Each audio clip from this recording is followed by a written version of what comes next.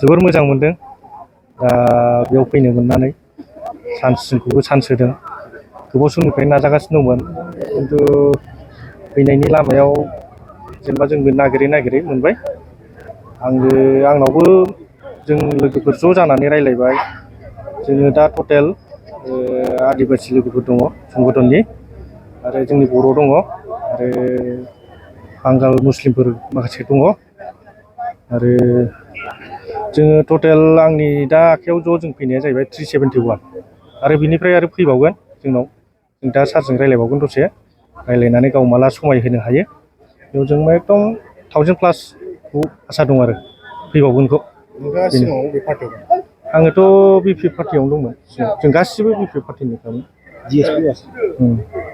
मानि थाखाय इउपिपिएल दोलोखौ मोजां मोननानै जयेन जाफैखो?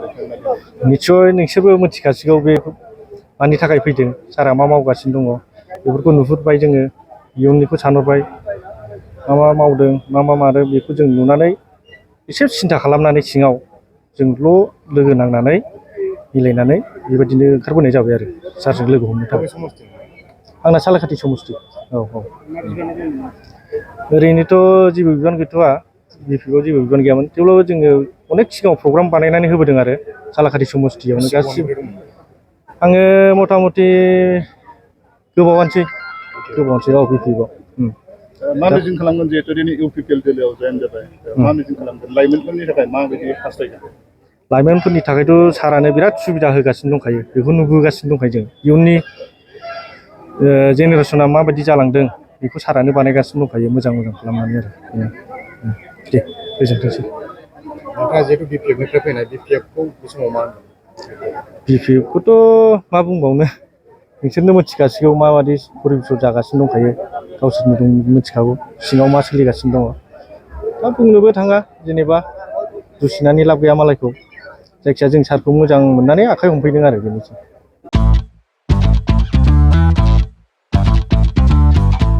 गोजोनथाव खौरां नोंथाङा नोंथांनि गला एबा अफिस फसंथानफोरखौ जोंख्लाब माख्लाब साजायनो गोसो गैया नामा? नोंथांनि गलाफोरखौ बायदि रोखोमनि जोंख्लाब माख्लाब खालामनानै साजायनो थाखाय क'क्राझार नोगोरनि सिङाव थानाय गौरां भेलि हटेल साखाथियाव चाणक्य आर्ट एन्ड डिजाइन गलाया लानानै फैदों बायदि रोखोमनि आर्ट डिजाइन।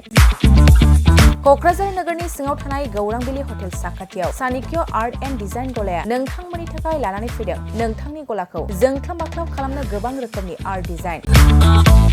बेफोर आर्ट डिजाइनफोरनि गेजेराव दं 3D signboard, 2D signboard, acrylic trophy, SAP panel, name प्लेटार्स, रेट्र', रिफ्लेक्टिभ साइनबोर्ड, नियन साइनबोर्डफोरनि आर्ट डिजाइनफोरखौ नोंथाङा चाणक्य आर्ट एन्ड डिजाइन गलानिफ्राय मोनफुंनो हागोन।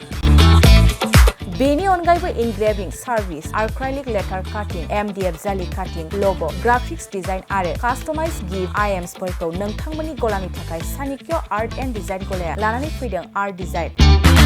गोबां बाथ्रा मिथिनो थाखाय नोंथाङा नैबे 9706125636 6900981649 जानबुं नम्बरनि गेजेरजों खौरां लाहरनो हागोन।